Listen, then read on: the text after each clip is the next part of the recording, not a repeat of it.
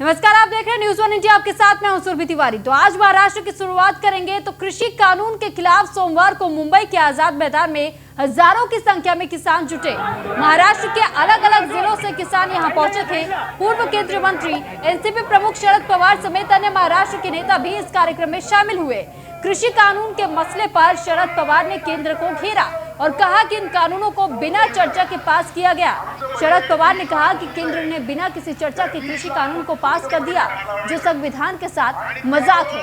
अगर सिर्फ बहुमत के आधार पर कानून पास करेंगे तो किसान आपको खत्म कर देंगे। ये सिर्फ शुरुआत है। शरद पवार ने कहा कि राज्यपाल के पास कंगना रनौत से मिलने का वक्त है, लेकिन आंदोलन कर रहे किसानों से मिलने का वक्त नहीं है। एनसीपी प्रमुख शरद पवार ने कहा कि ठंड के मौसम में पंजाब, हरियाणा और उत्तर प्रदेश के किसान पिछले 60 दिनों से आंदोलन कर रहे हैं। क्या पीएम ने उनका हालचाल पूछा? क्या ये किसान पाकिस्तान के हैं?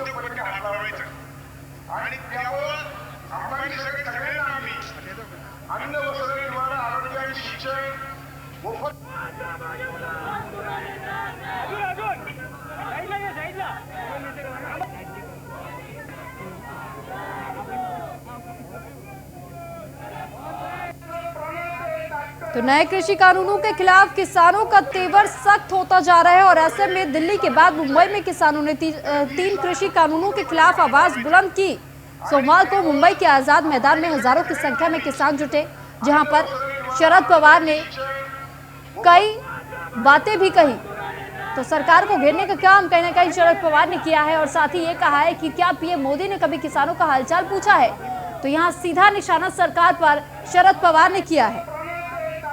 वैसे में किसानों के इस सभा में पूर्व केंद्रीय मंत्री शरद पवार ने कहा कि केंद्र ने बिना किसी चर्चा के कृषि कानून को पास कर दिया, जो संविधान के साथ मजाक है।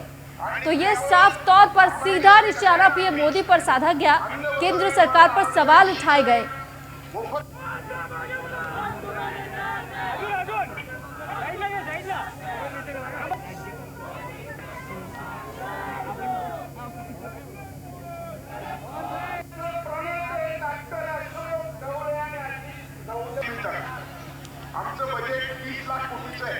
यहाँ तक कि इस सभा में जब शरद पवार बात कर रहे थे तब उन्होंने इस बात का जिक्र भी किया कि राज्यपाल को कंगना रनौत से मिलने का वक्त तो है, लेकिन जो किसान 60 दिनों से धरना प्रदर्शन कर रहे हैं, आंदोलन कर रहे हैं, उनके बीच राज्यपाल एक बार भी नहीं गए। तो उन्हें इतना वक्त नहीं मिला कि वो किसानों का हालचाल पूछ सके। वहीं राज्य के जल संसाधन मंत्री जयंत पाटिल ने रायगढ़ के मानगांव में हाईटेक जल संसाधन विभाग का उद्घाटन किया। इस मौके पर उन्होंने कहा कि कोकण के जल संसाधन विभाग में लंबित परियोजनाओं को जल्द से जल्द पूरा करने का प्रयास किया जा रहा है। वहीं इस दौरान उन्होंने किसानों और श्रमिकों के प्रति केंद्र सरकार के अन्यायपूर्ण नीति की भी कड़ी आलोचना की।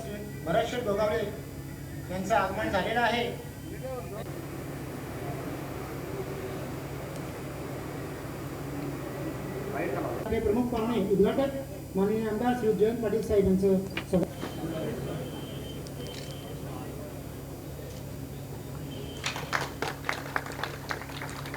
माननीय आमदार श्री जयंत पाटील साहेबांच्या शुभ हस्ते या ठिकाणी उद्घाटन सोहळा संपन्न होतोय।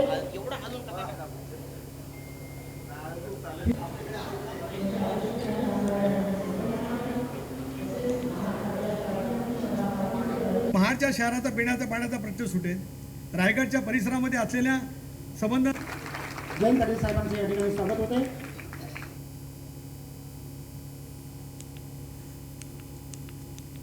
तो राज्य के जल संसाधन मंत्री जयंत पाटिल ने रायगढ़ के मानगांव में हाईटेक जल संसाधन विभाग का उद्घाटन किया।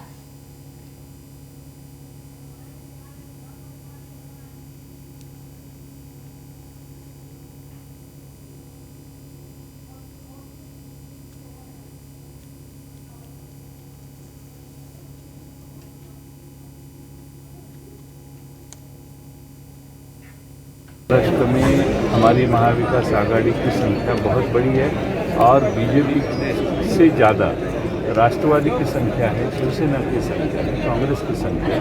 बीजेपी ये चौथे नंबर पे गई है, लेकिन मुझे लगता है कि उनके जो नेता महाराष्ट्र के हैं वो ऊपर एक्सप्लेनेशन देने के लिए ये बता रहे हैं कि हम एक नंबर पे, वैसी परिस्थिति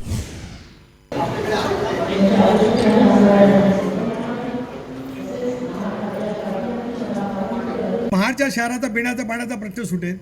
रायगडच्या परिसरामध्ये असलेल्या संबंध जयंत पाटील साहेबांचं या ठिकाणी स्वागत होते.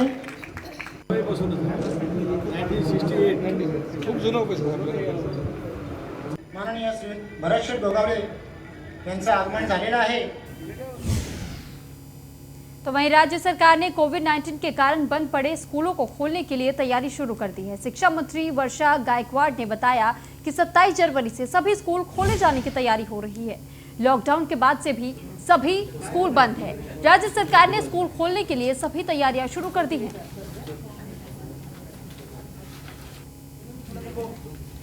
तो जब से कोरोना काल शुरू हुआ था तब से स्कूलों को बंद रखा गया था, जिसके बाद अब 27 जनवरी से दोबारा से स्कूलों को खोलने की तैयारी की जा रही है. तो लगातार कोविड-19 को लेकर के जिस तरीके से स्कूलों को बंद करने का ऐलान किया गया था, जिस दौरान लॉकडाउन हुआ था, तब से अब तक स्कूलें बंद चल रही थी. लेकिन अब कोविड-19 के कारण जो बंद पड़े स्कूल थे उन्हें खोलने की तैयारी शुरू कर दी गई है. शिक्षा मंत्री वर्षा गायकवाड़ ने बताया कि 27 जनवरी से सभी स्कूल खोले जाने की तैयारी की जा रही है. लॉकडाउन के बाद से ही सभी स्कूल बंद थे, तो राज्य सरकार ने स्कूल खोलने के लिए सभी तैयारियां शुरू कर दी हैं.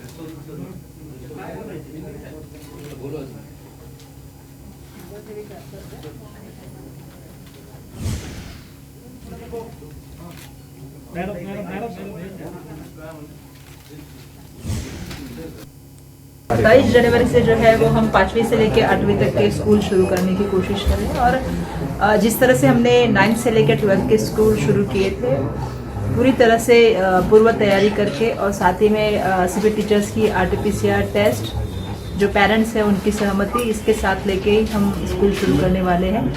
और आज आपको पता है कि 9th और 12th के लगभग 22 लाख विद्यार्थी स्कूल में आ रहे हैं. हम अपेक्षा करते हैं कि आने वाले वक्त में 27 तारीख से जो 5वीं से 8वीं तक के बच्चे आएंगे उनके लिए हम पूरी तरह से सुरक्षित वातावरण करके, जो हमने प्रोटोकॉल दिया है, जो SOPs दी है केंद्र और राज्य की तरफ से, उसका पूरी तरह से पालन करके जो है वो. रायगढ़ जिले के मुरुड जंजीरा कोलवीड़ा में मछुआरा संघ के नया कार्यालय खोला गया है, जिसका उद्घाटन सांसद सुनील तटकरे ने किया. तो इस दौरान चक्रवात के शिकार हुए लोगों को आर्थिक सहायता भी दी गई. इस मौके पर सांसद सुनील तटकरे, मुंबई की महापौर किशोरी पेडनेकर, विधायक महेंद्र दलवी मौजूद रहे.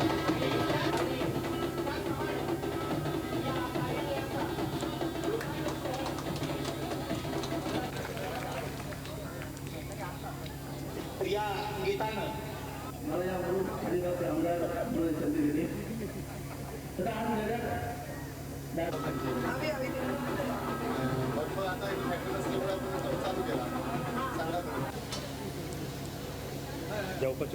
तेजपुंज अशा वाती उजळून या ठिकाणी सुरुवात करतो. यांच्या प्रमुख उपस्थितीमध्ये महेंद्र शेठ गाडीवर विनंती करतो की आपण या ठिकाणी असे एकूण युनिव्हर्सल कॉलिटीसाठी त्याचे चेअरमन महेंद्र गाडी यांच्या हस्ते माननीय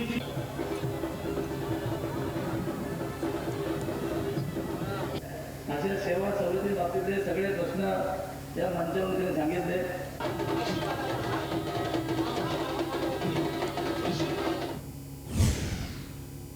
तो मुंबई पुणे एक्सप्रेसवे पर चल रहे मरम्मत के काम के दौरान एक इंजीनियर का शव बरामद किया गया. रोलर के नीचे पाया गया इस युवक का शव, तो जिससे वहां पर काम कर रहे लोगों में हड़कंप मच गया.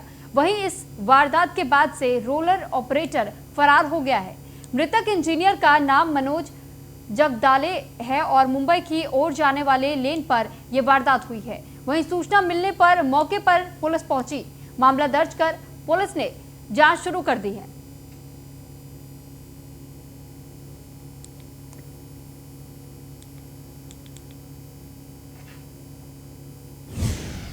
गढ़चिरौली के जिला कलेक्टर दीपक सिंगला ने भामरागढ़ तालुका के सुदूरपल्ली समेत 5 गांवों का दौरा किया और ग्रामीणों से ग्रामीण इलाकों में हो रही समस्याओं की जानकारी ली. दौरे के दौरान कलेक्टर ने पारंपरिक भोजन का आनंद भी लिया. इस दौरान कलेक्टर ने ग्रामीण की समस्याओं के समाधान का आश्वासन भी दिया है. इस मौके पर कलेक्टर ने कहा कि पल्ली गांव में ताड़गांव पल्ली को जोड़ने वाली सड़क पर एक पुल बनाया जाएगा। साथ ही तालुका के कृषि अधिकारियों को जैविक खेती को बढ़ाने के निर्देश दिए गए हैं। कलेक्टर दीपक सिंगला ने जैविक सब्जियों की बिक्री के लिए ले जाने के लिए एक वाहन की व्यवस्था बनाने के निर्देश भी जारी किए हैं।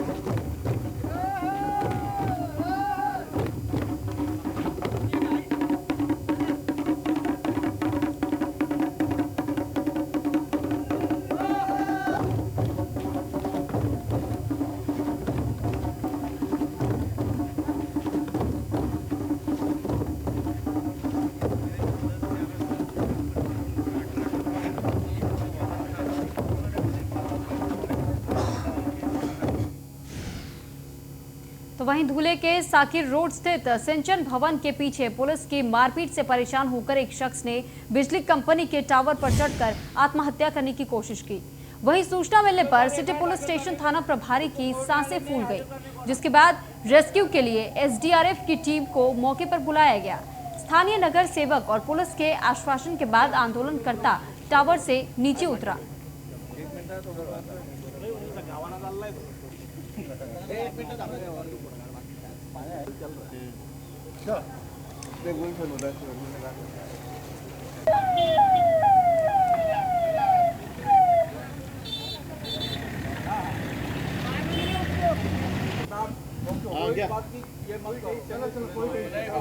मारेंगे नहीं हो।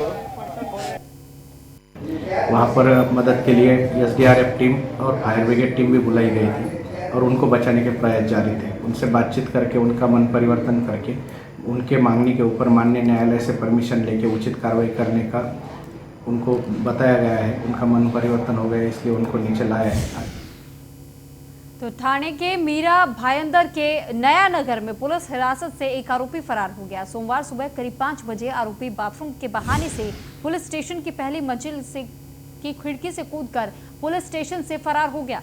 आरोपी को गिरफ्तार करने के लिए पुलिस की 3 टीमें गठित की गई हैं। आरोपी पर 6 अलग अलग पुलिस स्टेशनों में मामले दर्ज बताए जा रहे हैं।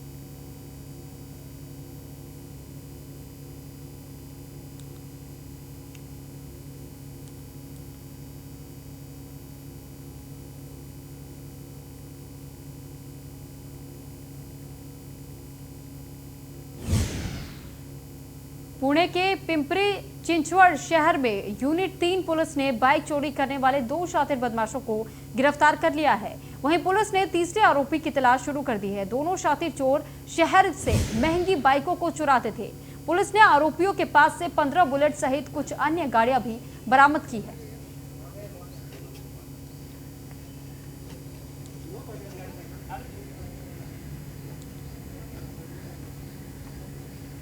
तो पिंपरी चिंचवड़ से जो पुणे की ये जगह बताई जा रही है, जहां पर पुणे में 2 शातिर बाइक चोर को पुलिस ने गिरफ्तार किया है और इन चोरों के पास से तमाम ऐसी बाइक्स को बरामद किया गया है। तो 15 बुलेट बताई जा रही है जिसको इन चोरों के पास से बरामद किया गया है।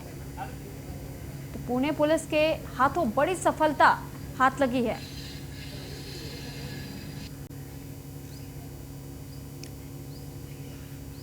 लंबे समय से शातिर चोर ऐसी घटनाओं को अंजाम देते थे। जब भी कोई अपनी बाइक ऐसे पार्क करके जाता था तो वो समय का फायदा उठाते हुए बाइक को चोरी कर लेते थे और ऐसे में पुलिस ने इनके पास से 15 बुलेट को बरामद किया है।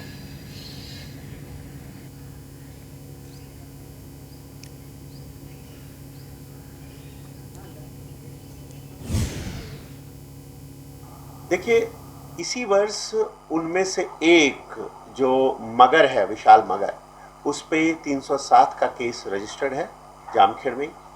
जो दूसरा आरोपी है उस पे कोई केस रजिस्टर्ड नहीं है। इसमें से एक आरोपी जो है वो दरअसल FY BA में है, BA का पाठ्यक्रम कर रहा है, और दूसरा आरोपी जो है वो 12वीं के बाद अपनी पढ़ाई छोड़ चुका है। बुलेट की कॉस्ट बहुत ज़्यादा होती है और साथ में इसका रीसेल वैल्यू ज़्यादा होता है, इसलिए बुलेट ज़्यादा। औरंगाबाद के उस्मानाबाद के उमरगा तहसील की निवासी वंदना बाबूराव शिंदे ने औरंगाबाद डिविजनल कमिश्नर को ज्ञापन सौंपा और हाईवे के काम में अधिग्रहित की गई जमीन के मुआवजे की मांग की। उन्होंने डिप्टी कलेक्टर पर भ्रष्टाचार का आरोप लगाया और आरोप लगाते हुए कहा कि हमारी जमीन के मुआवजे के तौर पर 4 करोड़ रुपए मिले थे, लेकिन आधा मुआवजा ही दिया गया। वहीं उन्होंने 26 जनवरी गणतंत्र दिवस तक बकाया नहीं मिलने पर आत्मदाह की चेतावनी भी दी है।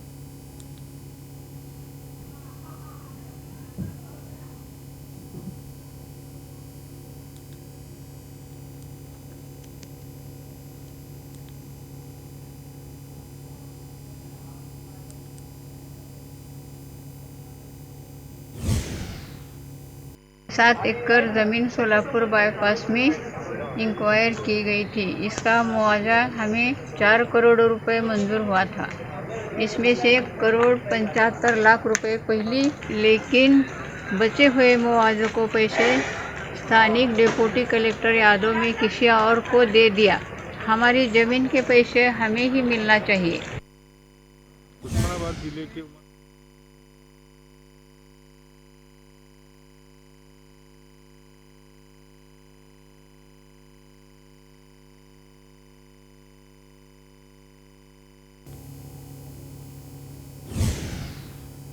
अकोला में मुस्लिम यूनाइटेड फोरम ने केंद्र सरकार की ओर से पास किए गए कृषि कानूनों के खिलाफ किसानों के आंदोलन को अपना समर्थन दिया है। मुस्लिम यूनाइटेड फोरम के कार्यकर्ताओं ने कलेक्टर कार्यालय के सामने धरना प्रदर्शन किया। प्रदर्शनकारियों ने मांग की है कि केंद्र सरकार ने इस कानून को जल्द से जल्द रद्द करना चाहिए।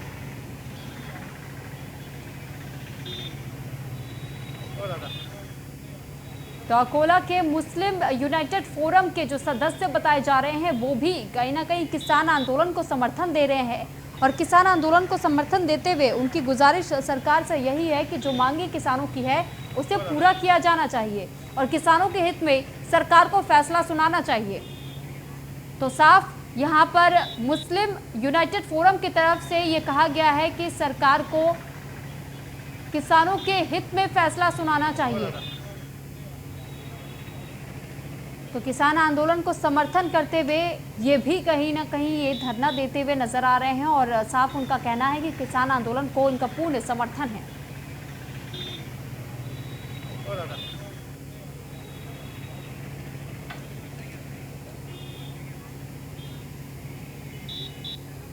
तो तीनों कृषि कानूनों को रद्द करने की मांग को लेकर ही मुस्लिम यूनाइटेड फोरम के सदस्य धरने पर बैठे हुए हैं और लगातार किसान आंदोलन को समर्थन कर रहे हैं। उनकी भी यही मांगे हैं कि जो तीनों कृषि कानून लाए गए हैं सरकार की तरफ से उसे वापस ले लिया जाना चाहिए, पूरी तरीके से इस कानून को रद्द कर दिया जाना चाहिए। तो कहीं ना कहीं ये साफ दर्शाता है कि कैसे मुस्लिम यूनाइटेड फोरम भी किसान आंदोलन के पक्ष में है और किसानों के समर्थन में वो बात कर रहे हैं। वो भी यही चाहते हैं कि इन तीनों कृषि कानूनों को रद्द कर दिया जाना चाहिए। तो सरकार से यही गुजारिश लिए वो धरने पर बैठे हुए हैं और किसान आंदोलन को अपना समर्थन दे रहे हैं।